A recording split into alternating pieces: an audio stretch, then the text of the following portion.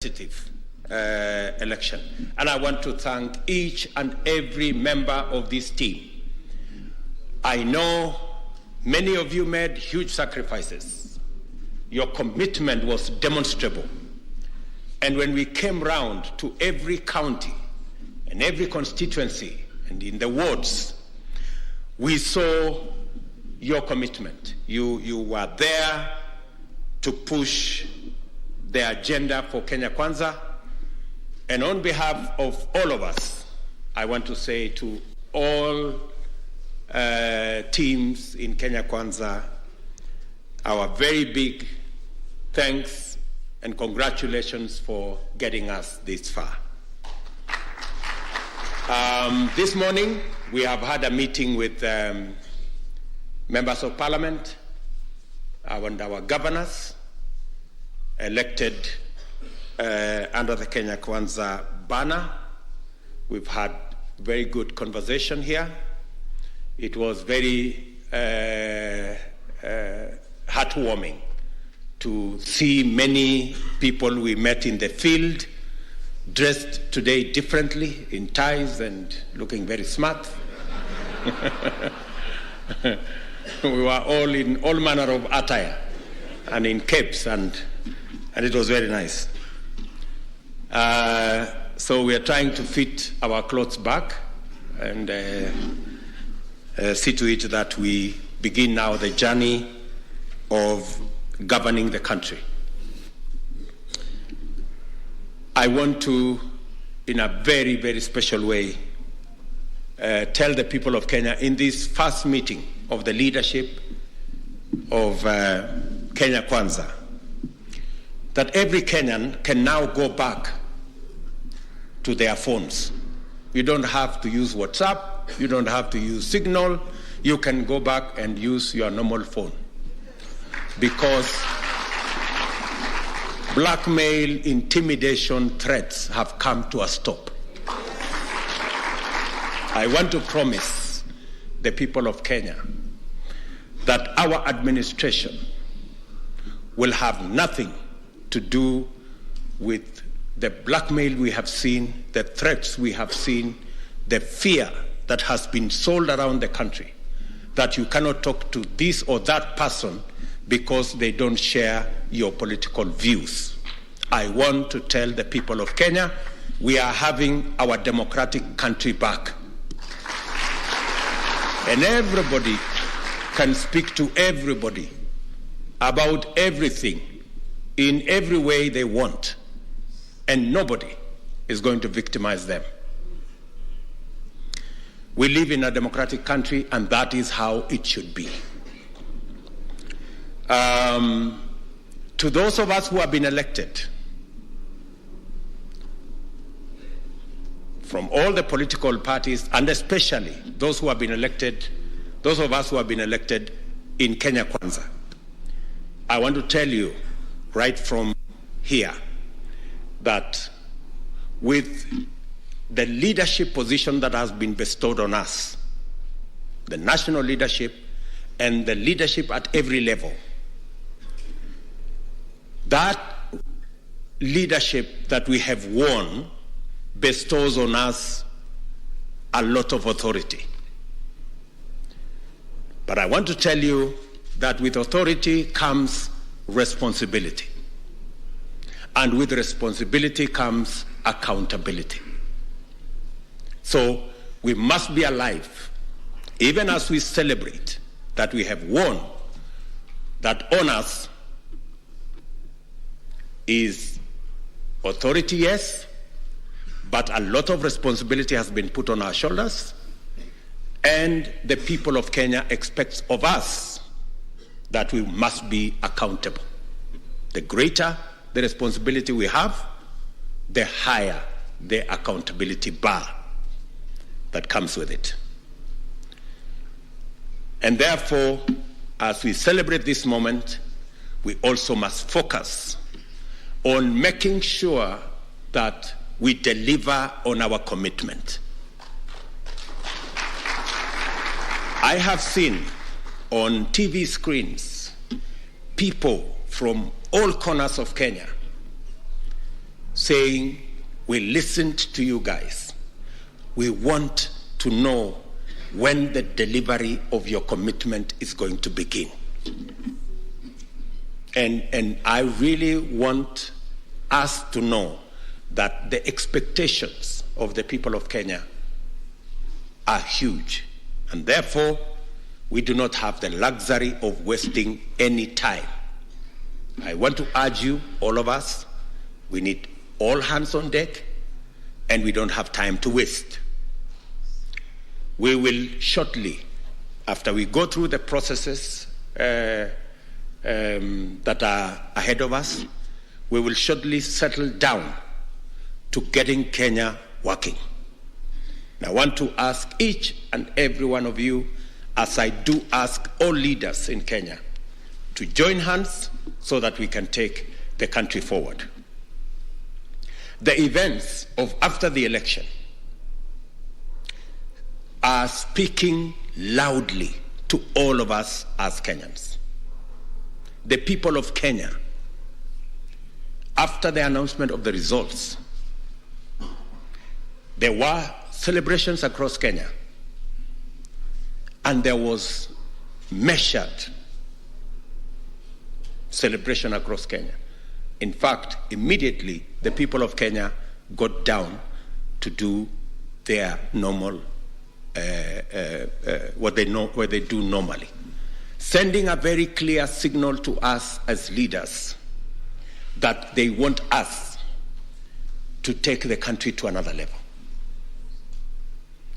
The people of Kenya have come to appreciate that there was an election, and they have come to appreciate that there were people who were chosen as leaders. There were others who were assigned other responsibilities. So I want to say that this afternoon, to ask all of us as leaders in Kenya to learn from the people of Kenya who have settled on the issues. They now want us to deliver on the commitments that we gave the people of Kenya. And I want to say to this team that we do not have the luxury of time to waste. We must get on, roll up our sleeves, tighten up our belts, pull up our socks, and begin the process of delivery of our commitments to the people of Kenya. The people of Kenya have not only spoken that loudly on the unity of the nation. In 2013, the government that won in 2013, we had 25% in 31 counties. In 2017, we had 34 counties. We got 25% in 34 counties. This year, we even have a broader mandate because we have won 25% in 39 counties. That broader mandate comes with greater responsibility to every Kenyan. And that is why I want to say from the onset, there will be no room for exclusion of any part of the Republic of Kenya. We are going to govern in a manner that makes sure that no part of Kenya is left behind. No sector of Kenya is left behind. No community of Kenya is left behind. We're going to move together as a nation because the people of Kenya are already telling us that we need to change the politics of our nation and eliminate ethnicity from the equation of the leadership or governance of the Republic of Kenya. And that is, we are going to obey those instructions from the people of Kenya. With that expanded mandate, as I said, comes responsibility, which we must account for. And I will be leading this team in making sure that not only Kenya is united, but the delivery of government business is going to be to every part of the Republic of Kenya, making sure that if we move together, we can actually achieve more than by getting divided. And in so doing, let me just say two very important things. Number one, because we intend to deliver as a government, the public service is going to be a very important tool in the delivery of government programs and government services. And I want to commit right from the beginning that public service will be professional, and I expect that the public service will serve Kenyans equally, without any preference to tribe, communities, or any preference to political affiliations. Public servants across the board, all the way down to the chiefs and their assistants, we will be expecting them to serve Kenyans equally, without favoring people because of their political affiliation.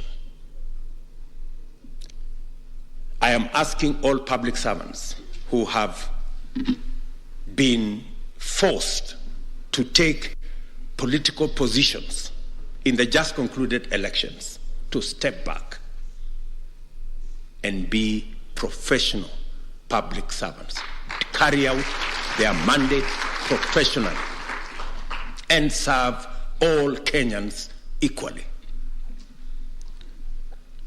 Political business will be carried out by political actors.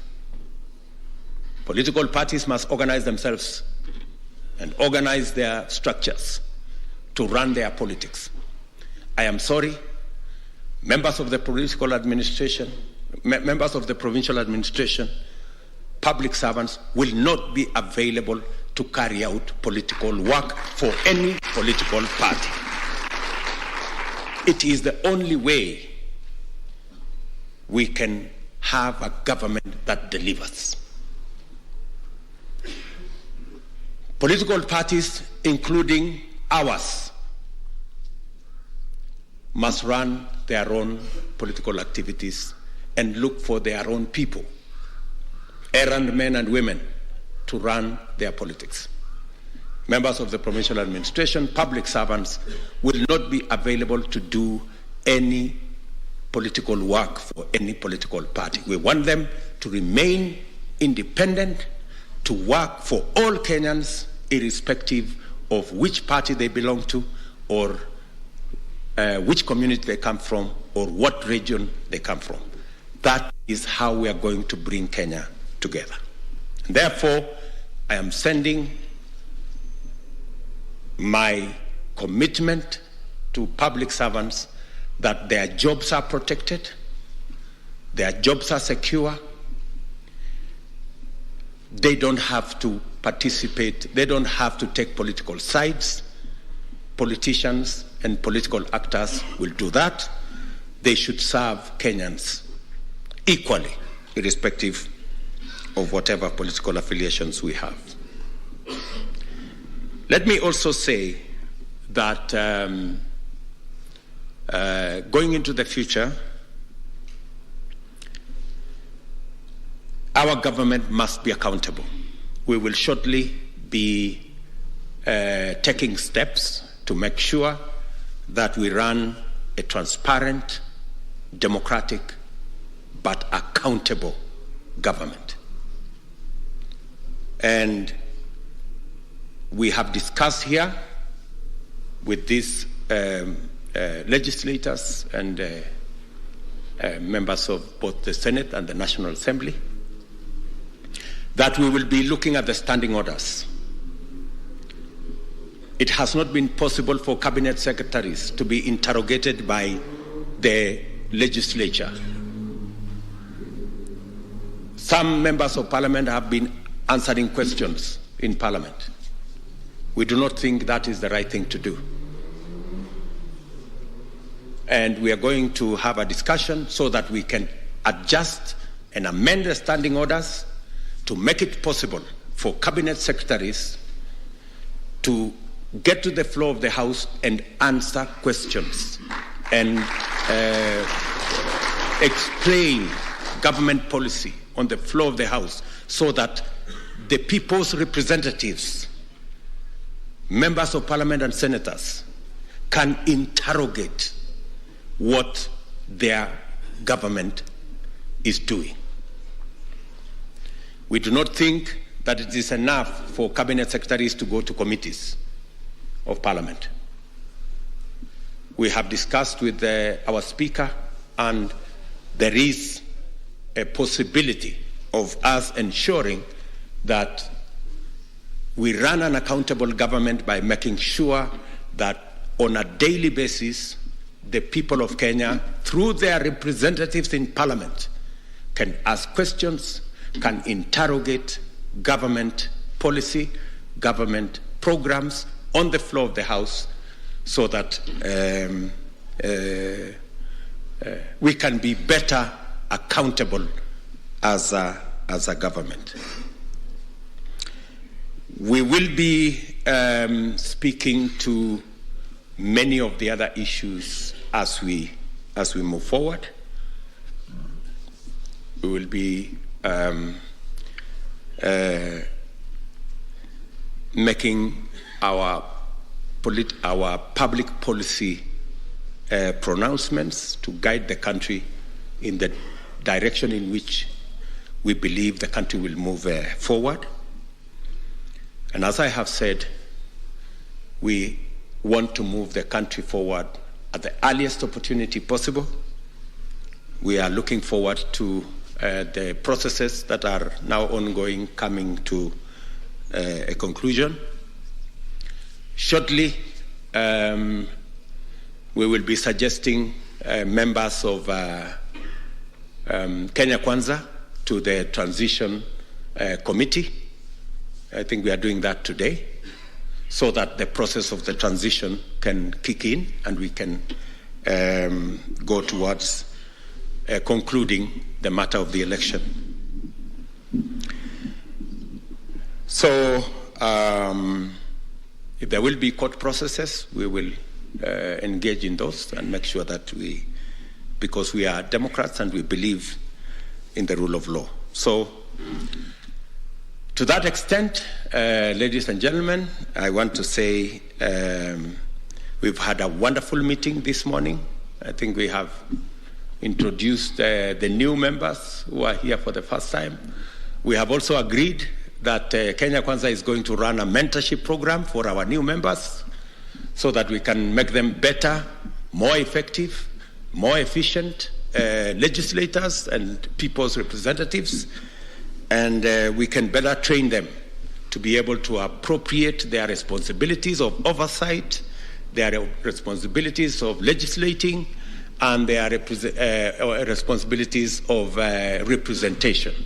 We want them to be effective so that we can better deliver to the people of Kenya. So with those many remarks, I think we have also agreed on other internal matters, on what priorities we are going to work on. We have also agreed on other political manenos, which we are going to engage in and move forward together. And in our midst, I think we have our county governors who are here. We have senators who are here. We have members of parliament also who are here. Just for the record, we have in this meeting 140 members of parliament who are UDA. Wasimame, tuwaone, wasimame, the UDA members of parliament. That is, those are the people who have just been elected as members of parliament, both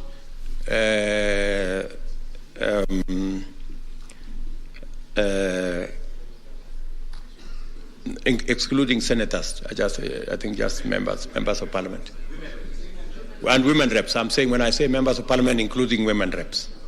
Wasimame. Can we round of applause for them? Asante sana. Thank you very much. We have senators in the House. Our senators. We have 24 senators.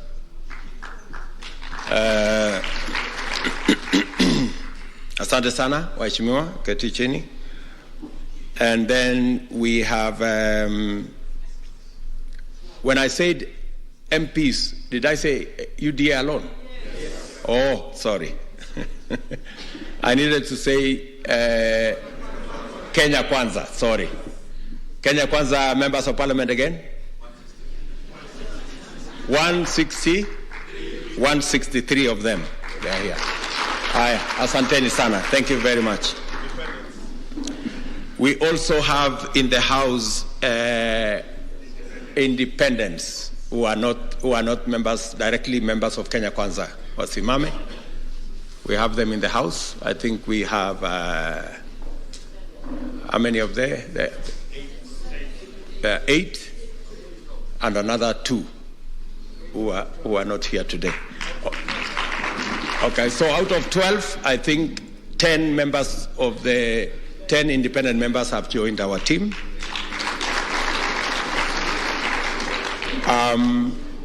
I think those are the people who are there. Can I ask all our governors then to stand? Magavana wetu. Let's do the governors first. Thank you very much. Those are our governors. Asanteni sana. And then the deputy governors, wasimame. Very good. Asanteni sana. We still have 2 outstanding governors because the elections have not been carried out. And we are confident that those 2, we will deliver them to Kenya Kwanza. We are confident. We also have 4 members of parliament whose elections have not been carried out. And we believe that all the 4 will come to Kenya Kwanza.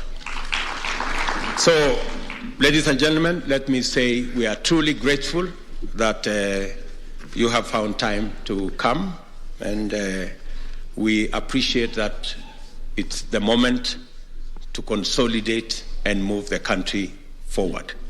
So, asanteni sana to all of you, including members of the media. Welcome to lunch. There is lunch here. Sawa sawa. So, asanteni sana.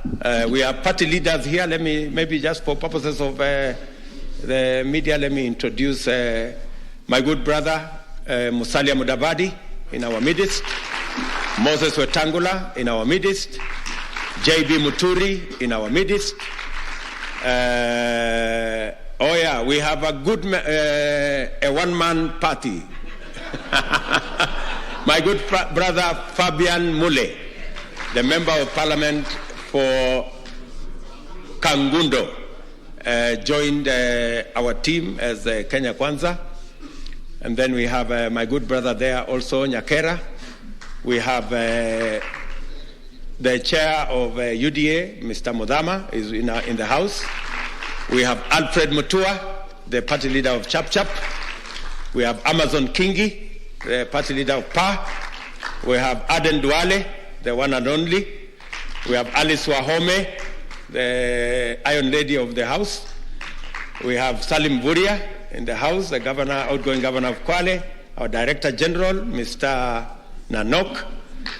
The one and only Sonko of the whole world, I'm told. There's only one Sonko. Moses Kuria of CCK is in the House. Festus Kiunjuri, Mwangi in the House. And all of us, we are very proud members of Kenya Kwanza. So, nataka niseme asante sana to all of you. We wish you well, and we are looking forward to working with each. As I said earlier, I am looking forward to working with each and every one of you.